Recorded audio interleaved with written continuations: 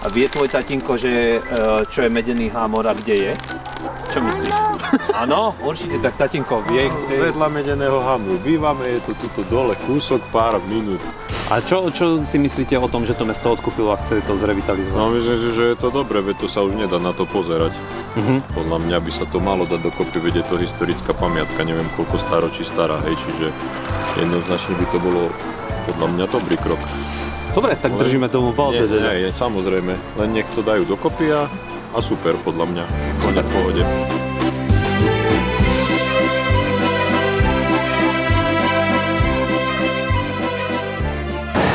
Mnoho rokov som ako študent chodil v MHDčke okolo tohto objektu, netušiac, aký to má obrovský potenciál a význam. Takisto mnoho Banskobystričanov o tom nemá tušenia, hoci mladí vyvíjajú tie aktivity na propagáciu. Banskobystričania proste jednoducho si ten potenciál neuvedomujú, alebo je úplne zabudnutý, tak ako sú už zabudnuté okolité obce s ich ťažobnou minulosťou. Čo sa s tým dá robiť?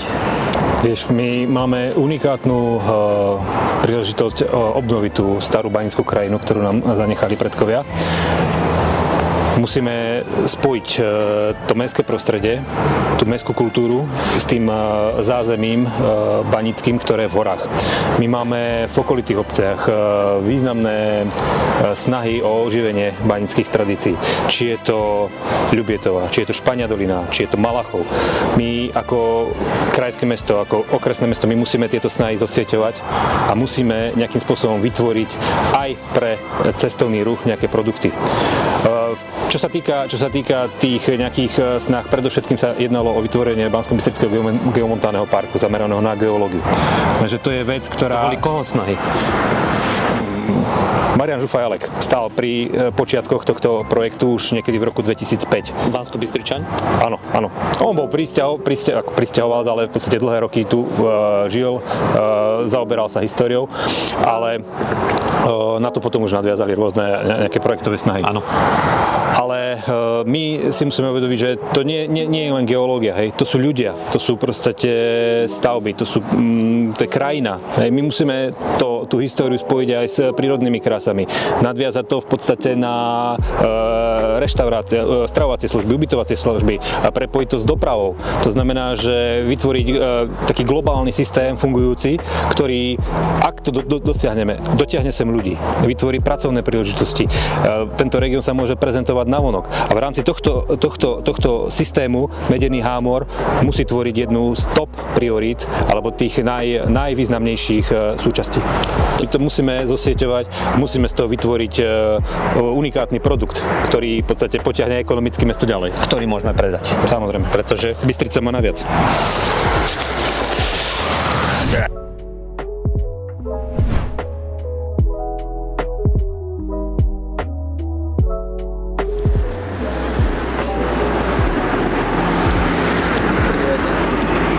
Okolité banské obce, v okolí Banskej Bystrice sa snažia z tej banickej histórie v súčasnosti vyťažiť čím najviac.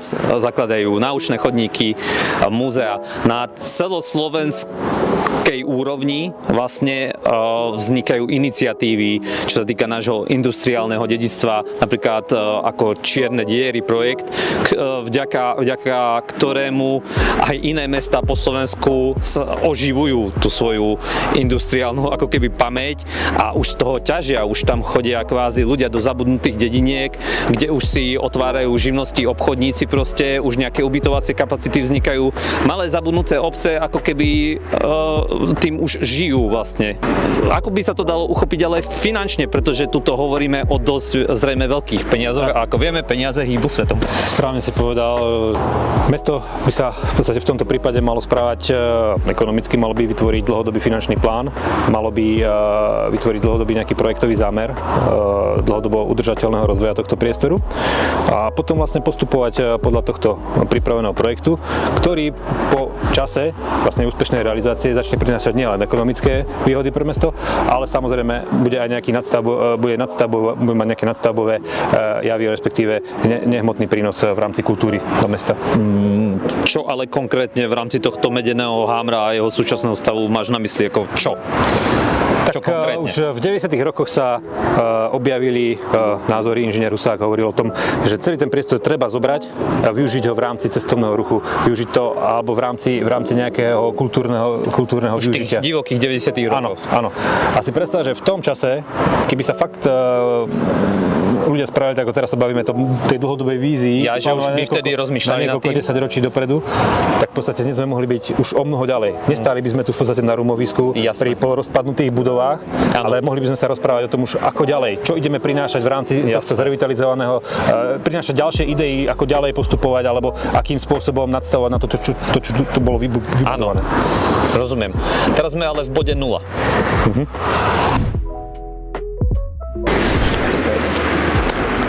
Povedzme si niečo o tom, ako vlastne mesto prišlo k tomu, že ide odkúpiť bohužiaľ iba časť tohto jedinečného projektu. Predseda vlastne pracovnej skupiny o Medenom Hámri je bývalý riaditeľ Múzea SNP, ktorý ma uistil, že napriek tomu, že pre mňa tá najkrajšia časť tohto areálu je v súkromných rukách, že to dobre dopadne, že to je to jeho známy proste a že má vkus, že to nejako dobre dopadne a bude to korešpondovať s tým zámerom mesta. Ale mne to nejako nevychádza, že čo z toho mesto bude mať.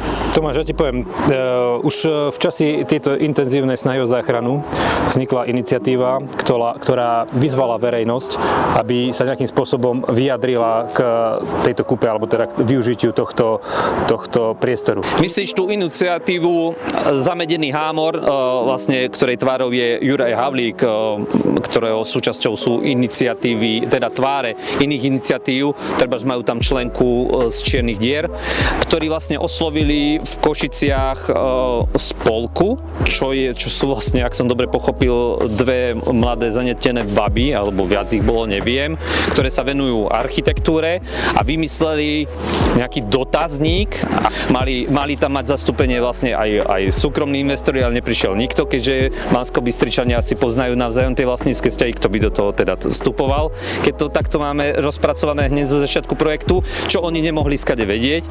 Tie reakcie boli dostatočne rozpačité.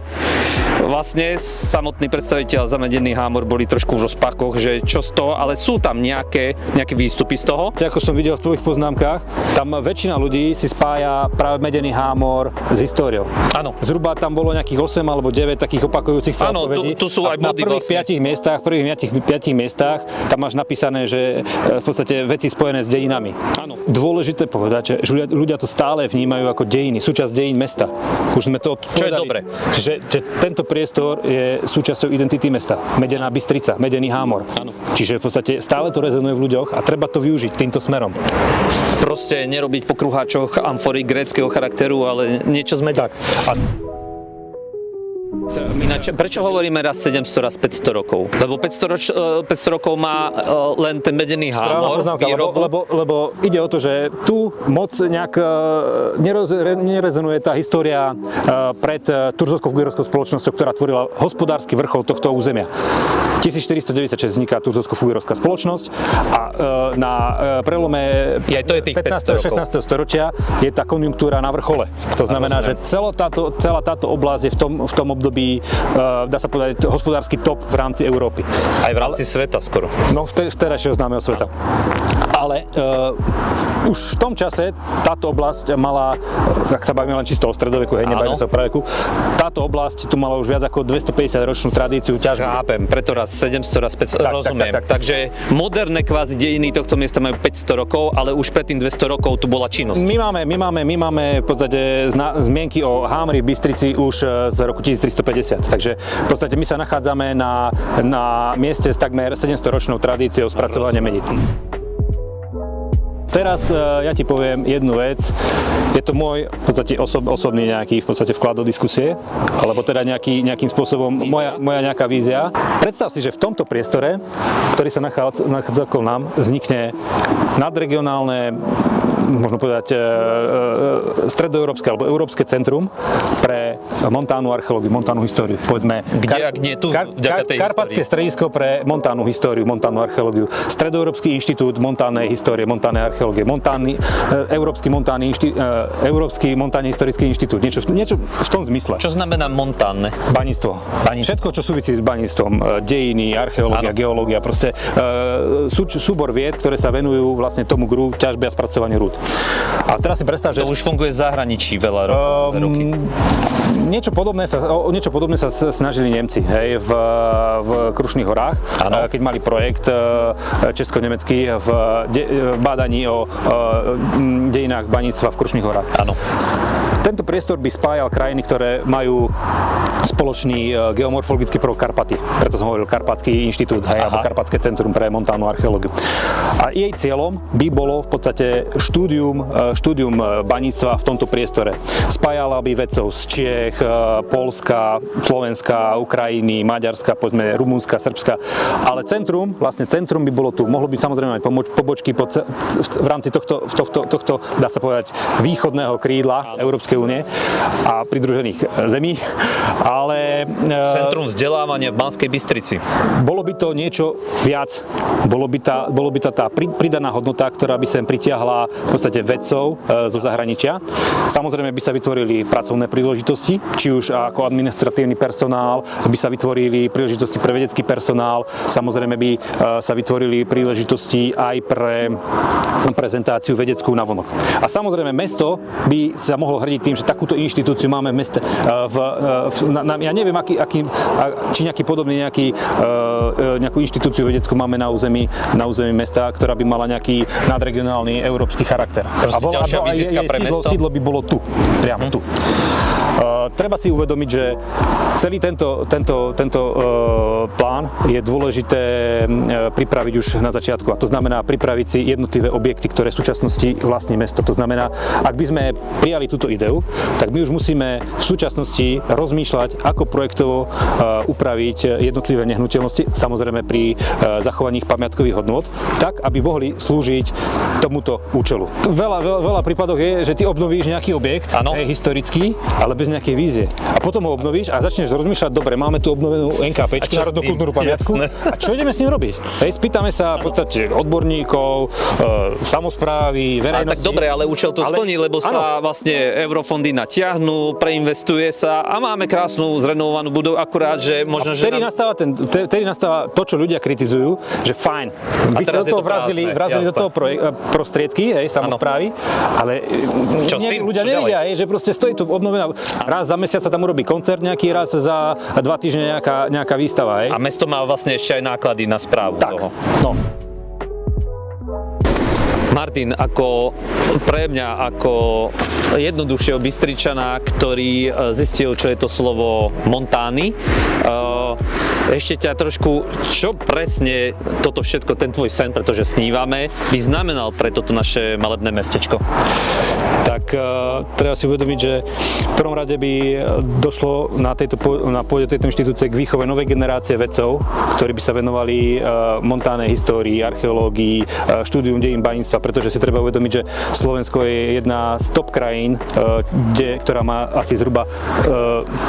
Slovensko patrí medzi krajiny, kde v rámci Európy najviac pozostatkov po baníckej činnosti. Ale niečo podobné fakt nemáš nikde, hej, v rámci minimálne strednej Európy. Ale čo sa týka vedeckého badania, tam sme v podstate pozadu. Keď bereme v podstate okolité krajiny, keď sa porovnáme s Českou republikou, tam sme úplne zaspali dobu, minimálne 23 rokov. Čiže výchova novej generácie. Áno. Participácia na medzinárodných projektoch, vedecko-výskumných projektoch, to znamená zapojenie aj univerzít alebo vedeckých inštitúcií zo zahraničia na pôde tejto inštitúcie, alebo v podstate vysielanie pracovníkov tejto inštitúcie do zahraničia, vybudovanie jednej významnej, povedzme, knižnice venovanej práve problematike baníctva, starého baníctva, vytvorenie nejakého tímu, ktorý by pomáhal pri záchrane pamiatok baníckej histórie, kovospracujúcej histórie, pretože samozrejme pri projektovaní obnovy týchto objektov potrebuješ mať nejaký odborný background, v podstate poradcov pri týchto veciach. Čiže tá skupina vedcov, ktorá by tu fungovala, by sa tomuto tiež mohla venovať. A v neposlednej miere, dokonca by som povedal aj tej jednej z najvýznamnejších, by bolo popularizácia baníctva či už na Slovensku, ale aj v zahraničí. V rámci cestovného ruchu, nejakých v podstate organizovanie konferencií, workshopov, kultúrnych podujatí, výstav, budovanie nejakých nad regionálnych vzťahov, či už v rámci vedeckých komunít, alebo aj v rámci cestovného ruchu. To znamená, že toto sú veci, ktoré by tá inštitúcia mohla priniesť mestu. Poviem ti, Tomáš, jeden príklad ti poviem. Česi toto majú veľmi dobre spravené. Ja som sa zúčastnil pár konferencií v Čechách. Oni pozvú čo najviac ľudí zvonka. Áno. Odborníkov, profesorov, ktorí v podstate samozrejme rokujú alebo majú nejaké prednášky v rámci tej konferencie, ale potom im urobia taký spoločný výlet do okolia. Ukážu im v podstate ten top veci, čo sa týka baníckej histórie, ukážu im krajinu, majú v podstate nejaké spoločenské posedenie, nejaké významné kultúrne pamiatke a oni s týmito dojmami sa potom vrátia do tých svojich inštitúcií, do tých svojich krajín. Oni zoberú povedzme tých študentov a idú s nimi po tých pamiatkách v tých Čechách v rámci svojich nejakých odborných exkurzí.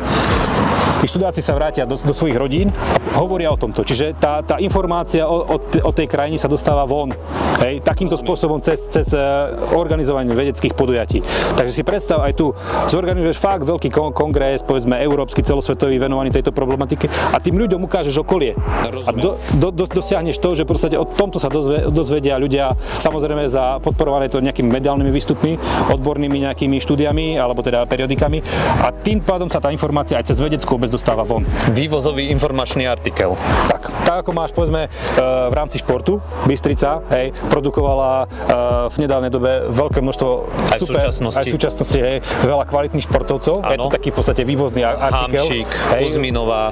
Takže toto sú v podstate také nadstavbové javy, ktoré nejakým spôsobom veľa ľudí si to neuvedomuje, ale áno, on povie, ja som z Bystrice, z Banskej Bystrice. To sú športovci, ktorí sú z Banskej Bystrice. To sú vedci, ktorí sú z Banskej Bystrice. Vo Banskej Bystrici táto úžasná inštitúcia vedecká, ktorá robí centrum, rozumiem. To sú tie veci, ktoré ty to neuchopíš za rok, za dva. Rozumiem. Že to sú veci, ktoré ale môže to byť nadstavba, ktorá bude Bystricu pozdvihovať na veľa úrovniach. Predstav si, že fakt, že by si tieto veci spustil pred 30 rokmi. No, rozumiem, už sme sa tu mohli úplne bavíme sa o akých, do ktorých projektoch vstúpiš, hej.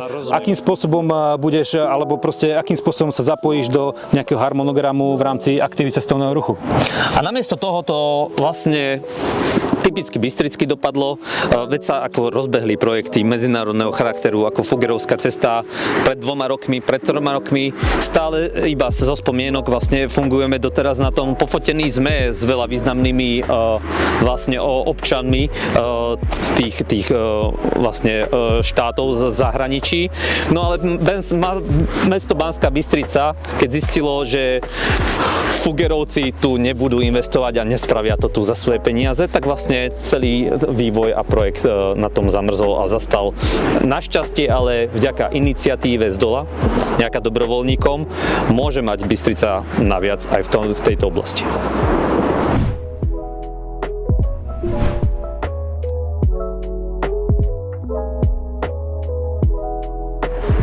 Počuj, Martin, ako úžasné snívanie, ale keď sa na to tak pozriem, a kde si to vieš a ako vlastne predstaviť? Tak ono v súčasnosti mesto vlastne je teda 2 stojace objekty, Hjarty a dielne. Áno. A práve v týchto dielňach by to malo byť z toho vedeckého centra tá vedecká zložka, lebo by mala mať nejakú prezentačnú a vedeckú zložku. A tá vedecká zložka by sa mala koncentrovať tu. To znamená, predstav si, hej, podkrovie, prízemie. Podkrovie by bolo vybavené nejakými ubytovacími kapacitami, pretože tých ľudí musíš niekde ubytovať. Áno. Mali by tam byť kancelárie, kde v podstate by sa odohrávať to gros tej kancelárskej roboty, nejaké administratívne zázemie. Mal by si tam samozrejme mať nejaké aj sociálne zabezpečenie, kuchynka, vecko. A zároveň v jednej časti, ono sa to nezdá, ale je to dosť veľké, tá podlahová plocha je niekoľko 100 metrov štvorcových. Malé, akože. Nie, je to dosť veľké, je to dosť veľký priestor. Zober si, ako krásne spravili podkrovie v štátnej vedeckej knižnici. To je pravda, síce áno, pravda. A tiež tam bola proste zo začiatku, proste padajúca strecha.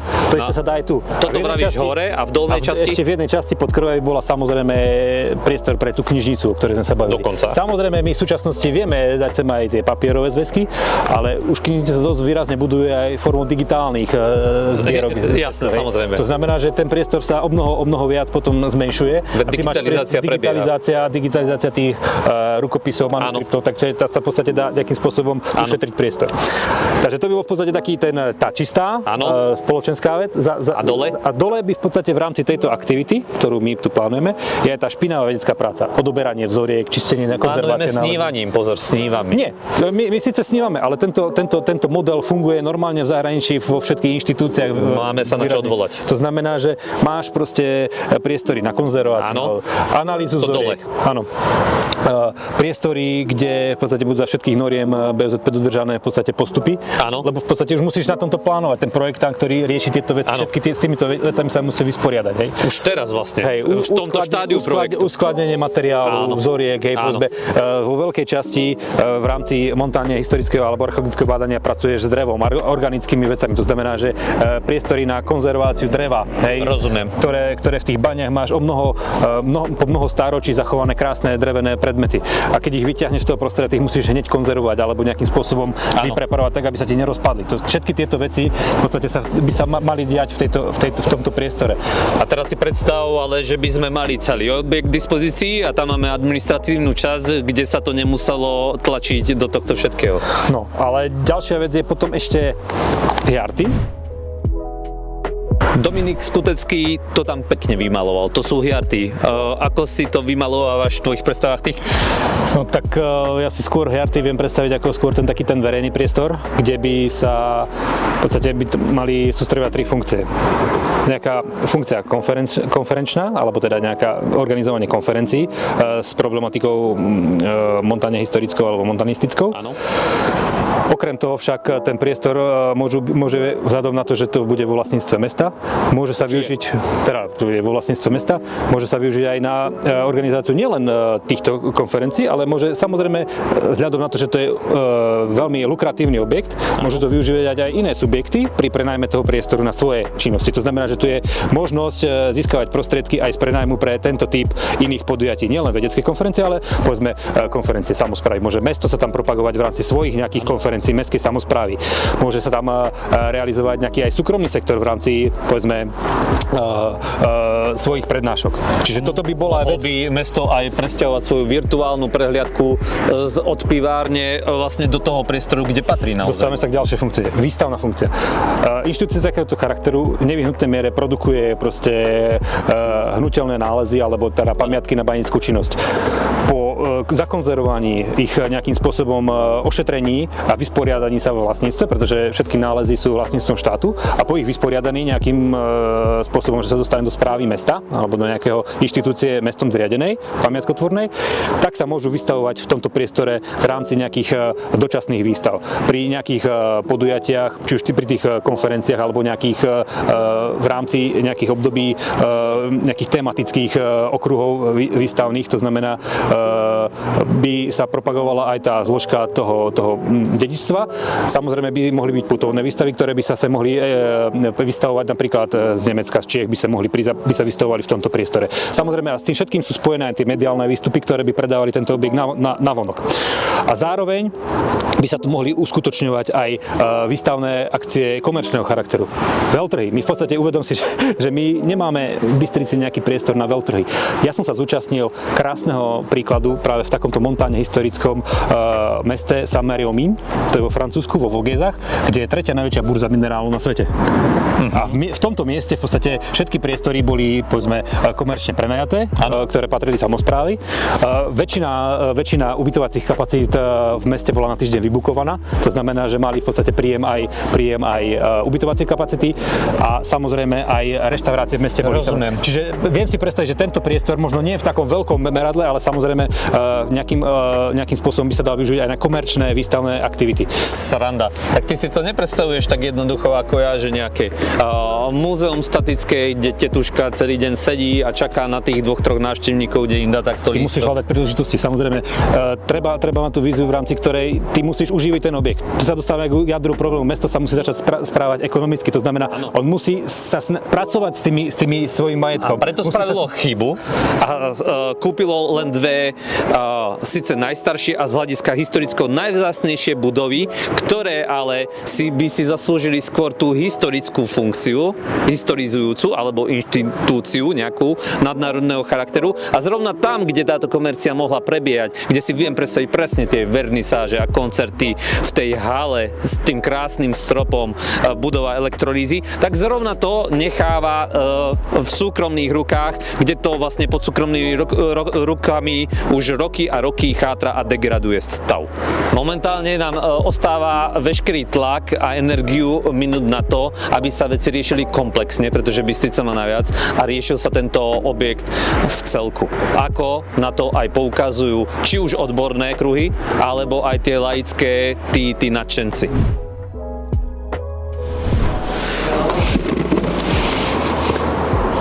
Posadíš sa? Postojím radšej. Radšej postojíme. Kultúrfabrik Tabačka. Ostrava. Je to monumentálny priestor oproti Hjartom a dielňam. Máš pravdu, že je to objekt, ktorý by sa práve na tie kultúrne podujatia hodil úplne perfektne. A príklady sú už aj tu na Slovensku. A kde je kooperácia tých ľudí z dola, z VUC, s mestom. To je práve ten príklad Kultúrfabrik Tabačka. Alebo si vezmi Solivary Prešov, tým tiež svitá na lepšie časy. Tak je to komerčne o mnoho lepšie využiteľný objekt, než sú dielne a Hjarty. A kedy, ak nie teraz, ten potenciál komerčný presne takýchto vecí po tom, čo Bratislava ešte v roku 2000 postrácala veľmi cenné budovy tohto typu, tak vlastne aj pamiatkový úrad sa zmobilizoval a hľadal všetky možnosti a mapovania presne takýchto podobných objektov. Tak tá strecha je tiež úplne že super. Je dôležité sa ale poznamenať, že tie trámy, to všetko to.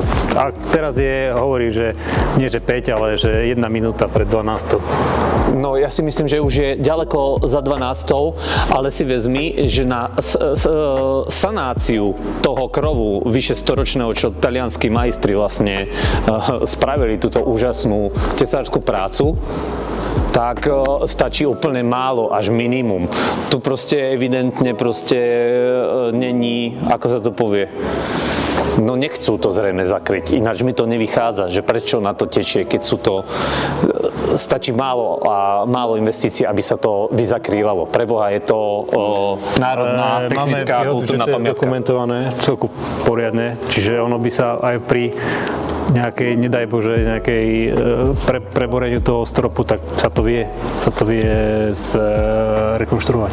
Ja so skúsenosťami z renovácií technických pamiatok kvázi, ale v oblasti automobilizmu viem, že je vzácne to pôvodné. Že to je najviac cenené. Už ani nie také repliky, aké sa vytvárajú. Tak je pravda, ale už keď to nemá nosnosť, vieš, keď je to drevo napadnuté, tak už to nezreštauruješ. Áno. Tak máme príklad Radovanského kaštieľa, kde sa podarilo zreštaurovať tú rytierskú sálu. Ten strop je tam úžasný, takže... A teraz si vezmi, že aká inštitúcia sa pustila do takej rozsiahlej rekonštrukcie? Akadémia umení. To znamená, že aj mesto Banská Bystrica má tým pádom veľa možností. Pri kúpe vlastne časti tých objektov sa investor zaviazal, že to napríklad odprace. A zase len iniciatíva z dola bola pri tom, že začali to svojpomocne odpratávať. No ale na základe potom tej iniciatívy sa to odpratalo celé. Sa to musel niekto nakopnúť. To je to, že musíme načechrať im to prdeníčko, ktoré tu je tých posledných 30-40 rokov. Bystrica by sa mohla už prebudiť z letargie, pretože má oveľa väčší potenciál, ako si Banskobystričania vôbec vedia uvedomiť. Je tak? Tak.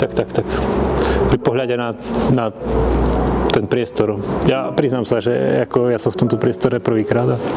Videl som to iba na fotkách. No, na fotkách to nejak pôsobí, ale keď človek je vnútri, tak až vtedy si uvedomí, že aký je to krásny priestor. No len teraz si predstav si situáciu, že či človek, ktorý dostane za úlohu to zrevitalizovať a naprojektovať, si projektant. Áno. No a teraz si predstav hlavné využitie tohto priestoru.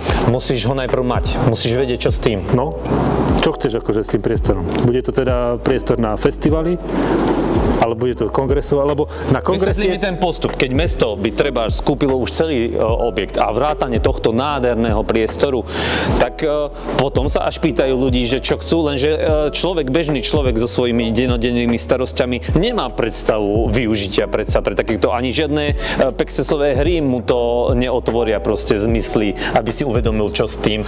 Na to potrebuješ nejakého lídra, alebo kto to vlastne určuje? Je to vec životných skúseností, vieš, že proste v niektorých mestách to tak funguje, takéto objekty, tak proste ja neviem, inšpirovať sa, alebo proste normálne zadvihnúť zadok, ísť sa tam spýtať, že ako ste to dosiahli, hlavne ako ste to plánovali, ako ste to naučiť sa. Veď máš tie legendy o Petrovi Veľkom, ktorý v prestrojení precestoval celú západnú Európu, dokonca pracoval v amsterdamských lodeniciach, len aby videl, ako sa stavajú lode. Snažil sa z Európ štiť ako to Rusko, že dotiahnuť ho na západ. Z toho môžeme zobrať pre dnešok. Pokiaľ človek, ktorý je líder, alebo proste chce doviesť komunitu niekde, mal by v podstate mať široký prehľad, alebo minimálne okolo neho by mal byť tým ľudí, ktorí ten prehľad majú a pomáhajú tomu lídrovi naplňať jeho víziu. Nasmerovať ho vlastne k tomu rozvoju mesta. Tak či tak, ten objekt nebude fungovať bez vplyvu nejakej samosprávy. On samostatne nebude nikdy, pokiaľ do toho fakt nestúpi ten verejný sektor, on nebude nejakým spôsobom fungovať. To znamená, že aj v rámci to, čo sme sa vtedy tam bavili, že v rámci tej komunikácie medzi súkromníkom a mestom musí byť nejaká synergia a musí nejakým spôsobom napredovať. To znamená, že pri povedzme nejakých akciách, ktoré sa budú diať tam, v nejakých konferenciách, tak sa musí povedzme realizovať tu nejaký produkt. To znamená nejaké kultúrne podujatie. Alebo keď sa bude realizovať tu kultúrny produkt, tak sa bude v podstate realizovať tam nejaká výstava alebo nejakým spôsobom nejaká udalosť. To chce zapojenie a to je to slávne slovo participácia.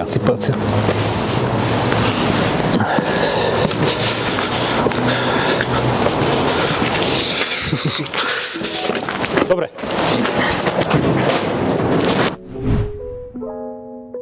Aby sme si spravili vlastne taký stručný sumár. Tento konkrétny objekt je vlastne ukážkový prvok, čo odzrkadľuje vlastne stav a súčasne potenciál Banskej Bystrice. Na tomto medenom hámri vlastne môžeme si ukázať všetko, akým spôsobom Bystrica myslí či nemyslí na svoj budúci rozvoj.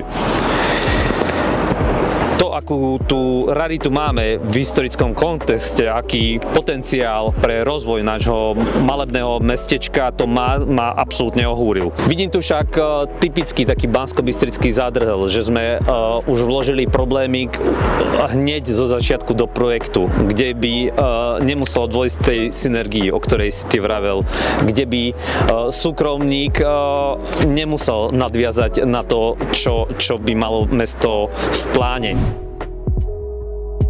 Mesto kúpilo len časť toho najstaršieho objektu, najvzácnejšieho, ale už od začiatku je tým pádom obmedzené v budúcom raste a prípadnej komercii alebo rastu rozvoja o tom, čo vravíš ty. To je to, že ty musíš plánovať komplexne. Tu musíme si uvedomiť v meste, že my musíme plánovať komplexne. To znamená, že my musíme do základov využiť ten potenciál, ktorý sa skrýva v tých, povedzme, nehnuteľnostiach, ako je to v tomto prípade. Áno. Musíme to brať komplexne v podobe, aké to bolo v minulosti v celku. A potrebuješ mať víziu a potrebuješ mať človeka, ktorý tú víziu dokáže presadiť na meste.